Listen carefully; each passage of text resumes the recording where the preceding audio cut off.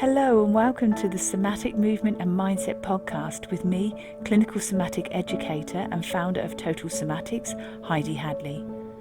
The Somatic Movement and Mindset podcast has been designed to help you gain a deeper understanding to how your mind and body work.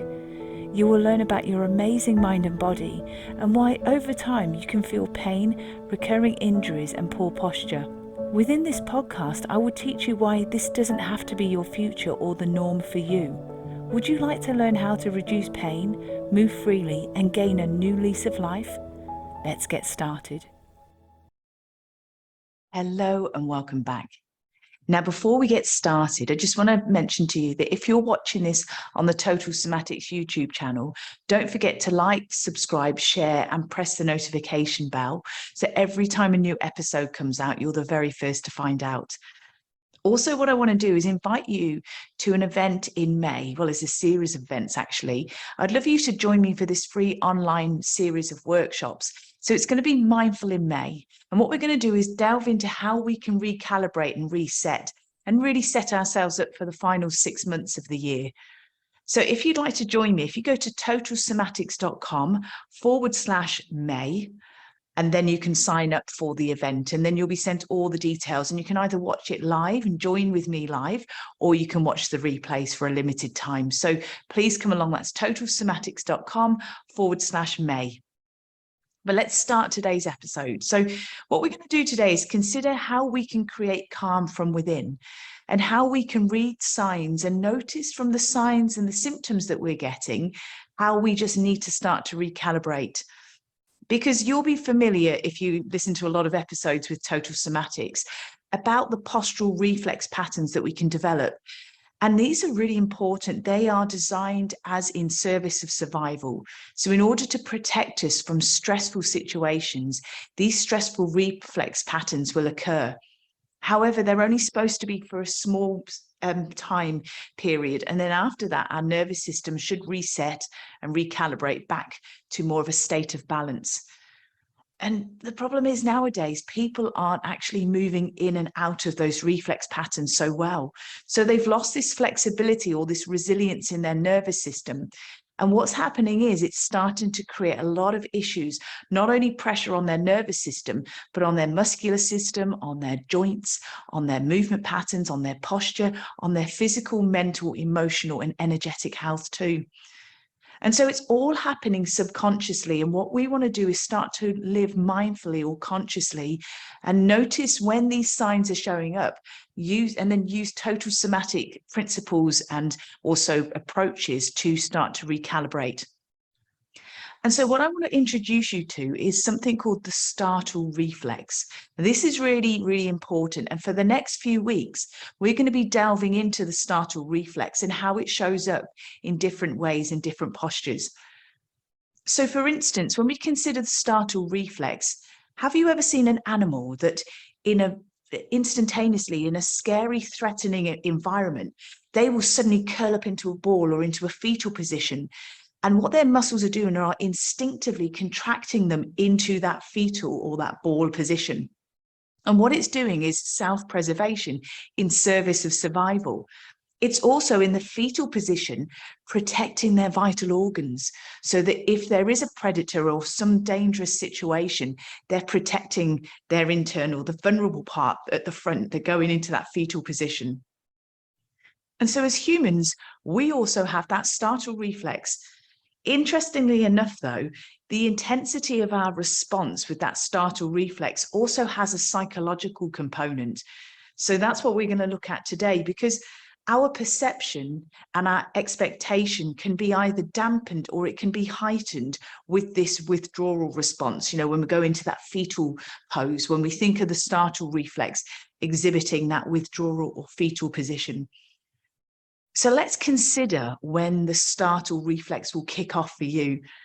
So maybe you're watching a movie and then it starts to change. The intensity of the movie starts to change. So maybe there's more of a sensory experience happening. So the music may be becoming more sinister because the music's pretty clever in movies. That starts to change and drive the state of our nervous system. Maybe it's the movements and it's the eye movements of the actors that are starting to change and heighten our nervous system and our expectation and our perception. Maybe it's the lighting. Maybe it's the subtle noises. Maybe it's little high-pitched noises or, different sounds that are starting to heighten our nervous system. This suspense is really building. And then there's a little bit more suspense and there's a little bit more that's happening. And then boom, all of a sudden that scary event happens, or all comes to a crescendo. And that's when your startle reflex may kick in. So you might feel a jump, you might make a sound and go, oh, you might hold your heart, you might take a deep breath in, you may look away. You see, they're all reflex behavioral patterns as a result of something that has been building that anticipation from your perception. And so as a result, that buildup has created a change in your nervous system, in your muscular system, and also in your breath rate, as well as lots of other things. But those are the key ones we're considering today. And you see, when the startle reflex is triggered, your muscles will contract. So for instance, if we consider ourselves and also think of an animal when they go into that fetal position, your abdominal muscles will tighten. You're going to suck and draw your tummy in as you let all the air out, because again, when you're doing that, as you let the air out, it allows your lungs to kind of decompress as you go into more of a fetal position. So you don't want too much air in your lungs, do you? You want them to clear out so that you can go into that fetal position. So as you push the air out, you roll your shoulders forward. And then also what you're doing is you're depressing your breastbone down toward your pubic bone, and you're drawing your pubic bone up towards your breastbone. So you see, part of this situation is not only physiological, but there's the psychological aspect to it, because part of this links back to what your emotions and your mental well-being, because this can also reinforce a disempowering, negative, fearful, scared response. I mean, when you consider that posture of rolling the shoulders forward, tailbone tucked up and under, do you think that exhibits confidence? Or as if somebody's going to walk into the room, do you think they own the room, as it were? They wouldn't. They would look very scared, very anxious, really trying to be as small as possible and inconspicuous. So can you see how the emotional, the psychological component comes into that reflex pattern? Now let's also consider how not only can we have the suspense of different things happening in life, something comes upon us, but consider how that startle reflex can start to have a wearing down of us emotionally and mentally too, because we can exhibit that posture from things such as news reports. Our brain loves imagery, and there's been, people see very horrific images in the media, things that your nervous system will hold on to an image, and that can keep reliving and replaying in your mind. There's also just the news reports. And as we know, the media will try and really sensationalize things because they want clickbait. They want you to watch their channel for a bit longer than the other channels.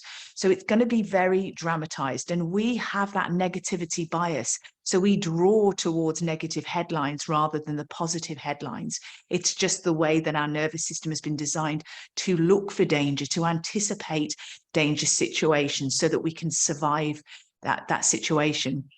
However, what happens is from fault finding, gossiping, just negative, disempowering conversations, harrowing images, negative, dramatized, political news chaos that's going on in the world, that really hits on your nervous system too. So you're getting bombarded from different ways, and it all adds up to deepen your startle response or your startle reflex, because we're also taking in material, we're feeding our mind, which is going to influence our perception and our expectation. So if we've already got a highly sensitized, highly sensitive expectation for doom and awful things to happen, when we do hit additional stresses, it's just going to deepen and amplify more of that startle reflex. And so the daily challenges that we have anyway are layered on top of more things that our nervous system has to contend with, which we do have a choice. We don't have to watch that news. We don't have to involve ourselves in gossip and fault finding. We don't have to engage in disempowering negative talk.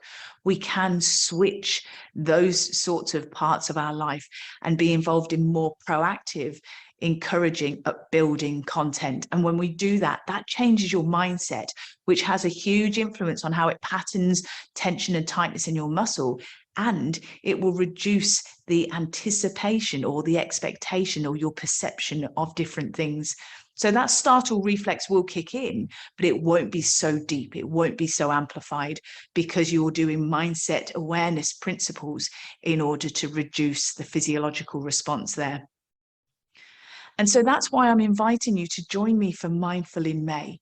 So every weekend in May, we're going to be going through things together which are going to help to recalibrate and reset our nervous system. Because it's really important, as you listen to this series of episodes for this month, we're going to be delving into the startle reflex. We're going to be increasing our awareness of how it shows up with our health and well-being, what we can do to change the dominance of that startle reflex in our daily lives. And when you learn from these episodes, it's going to help you create quite a nice foundation for Mindful in May when we get together. Because if you can keep listening to these episodes, it's really going to deepen and create a great start point for when we get together in May. And what we're going to do there is look at really proactive approaches to resetting and recalibrating our nervous system. So if you can join me for Mindful in May, it'll be so important for you and anyone else that you want to join you for this special event. So it's a workshop series every weekend in May. You can join me live on Zoom. If you can't, then if you've signed in to the workshop series, which is free, you will receive the replay and you'll get a chance to watch it for a limited time. So if you go to totalsomatics.com/May, you will receive all the details when we get closer to the time. And what we're going to do next time is we're going to look at how the startle reflex is showing up. We're going to delve into some specific areas of impotence and also hemorrhoids. They're really common things that we will see with the startle reflex when it's just being held chronically tight and it's not allowing your muscles to release and let go. So if you can join me for that next episode, that would be wonderful. And it would be even more fantastic to see you in May for Mindful in May. So you and anyone else that you know would benefit, please come along. I'd love to see you. So until next time, all my love and very best wishes. Take care. Bye. Thank you for joining me today. If you've enjoyed this episode, please leave a rating and also forward this on to somebody you know will benefit. To learn more about pain relief, plus how to improve your health and well-being, go to totalsomatics.com. Until next time, take care.